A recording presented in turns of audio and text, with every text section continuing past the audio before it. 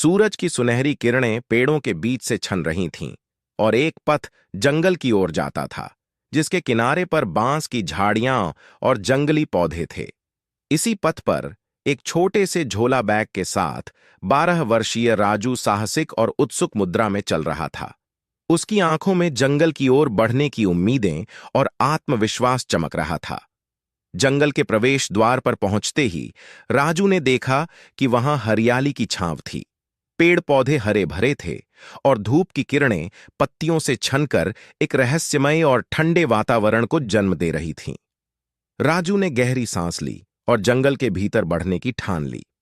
जंगल की गहराइयों में एक पुराना मंदिर छिपा हुआ था। यह मंदिर घने लताओं और रंग बिरंगे फूलों से ढका हुआ था। मंदिर की दीवारों पर अजीबोगरीब चित्र उकेरे गए थे और राजू ने देखा कि वह मंदिर के दरवाजे पर खड़ा होकर अंदर की ओर देख रहा था। अंदर एक बूढ़ा साधु सफेद वस्त्र में चमकदार प्रकाश में प्रकट हुआ। साधु के हाथ में एक चमकदार रत्न था और उसकी दयालु मुस्कान ने राजू को बहुत प्रभावित किया। साधु ने राजू को देखकर उसे कुछ सलाह देने की कोशिश की। साधु ने राजू को बताया कि उसके पास एक विशेष फूल है जो जंगल के एक विशेष हिस्से में उगता है और केवल उस फूल को लाने से वह साधु के लिए एक महत्वपूर्ण काम कर सकेगा।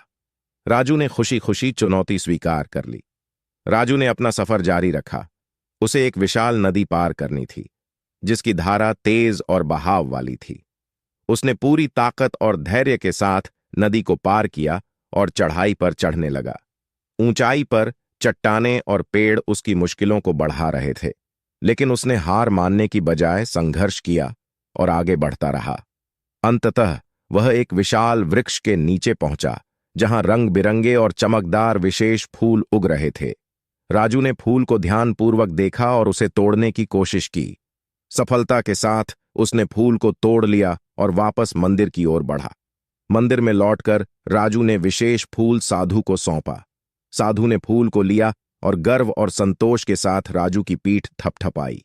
राजू के चेहरे पर सफलता की चमक और खुशी की झलक थी। जब राजू अपने गांव में लौटा तो उसके चेहरे पर आत्मविश्वास और गर्व की चमक थी।